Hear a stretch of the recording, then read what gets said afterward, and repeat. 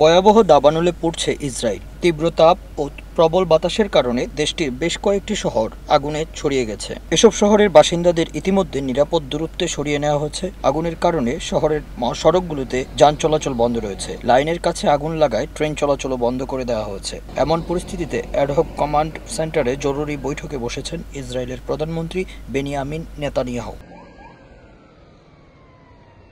বুধবার 23 এপ্রিল রাতে আনাদোলুর এক প্রতিবেদনে এসব তথ্য জানা গেছে। প্রতিবেদনে বলা হয়েছে, মধ্য ইসরায়েলের মোসাব তামরুর কাছে প্রথমে আগুনের সূত্রপাত হয়। তাপমাত্রা বৃদ্ধি ও তীব্র বাতাসের কারণে তা ছড়িয়ে পড়েছে বিভিন্ন জায়গায়।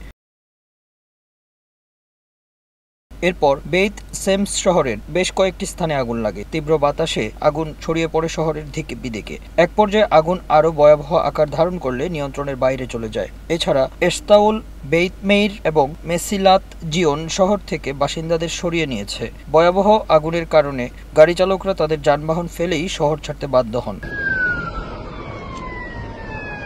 জনসাধারণকে সাবধানতা অবলম্বন করতে এবং ক্ষতিগ্রস্ত এলাকা থেকে দূরে থাকার নির্দেশ দিয়েছে পুলিশ। দাবানল ছড়িয়ে পড়া এলাকাগুলো থেকে জেরুজালেমের গুরুত্বপূর্ণ শহর বন্ধ করে দেওয়া হয়েছে। বিমানের সাহায্যে আগুন নেভানোর কাজ ইতিমধ্যে শুরু হয়েছে। আগুন নেভাতে গিয়ে 7 জন দমকলকর্মী সহ কমপক্ষে 9 জন আহত হয়েছে বলে খবর পাওয়া গেছে। ফায়ার অ্যান্ড রেস্কিউ অথরিটির একজন মুখপাত্র জানিয়েছেন, আগুন নেভাতে গিয়ে 9 জন ব্যক্তি আহত হয়েছেন। তাদের মধ্যে 7 জন দমকলকর্মী এবং 2 জন বেসামরিক নাগরিক।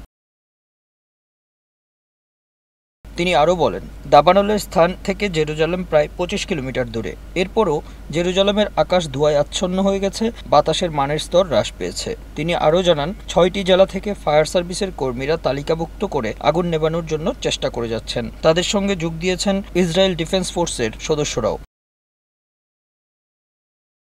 বেইত সেমসের উত্তরে দাবানল নেভাতে প্রায় 110টি অগ্নি নির্বাপক দল, 11টি অগ্নি নির্বাপক বিমান এবং একটি হেলিকপ্টার কাজ করছে। এছাড়া ইসরায়েলি বিমান বাহিনী উদ্ধার পরিষেবা ও পুলিশ কাজ করছে।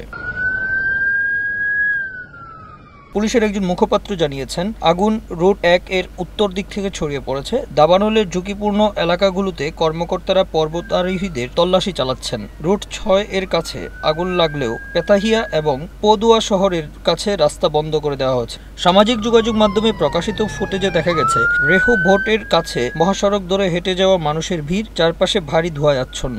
প্রসঙ্গত, এটাই প্রথম নয়। দীর্ঘ এবং শুষ্ক গ্রীষ্মকালের কারণে ইসরায়েলে এর আগেও অনেকবার দাবানল ছড়িয়ে পড়ার ঘটনা ঘটেছে।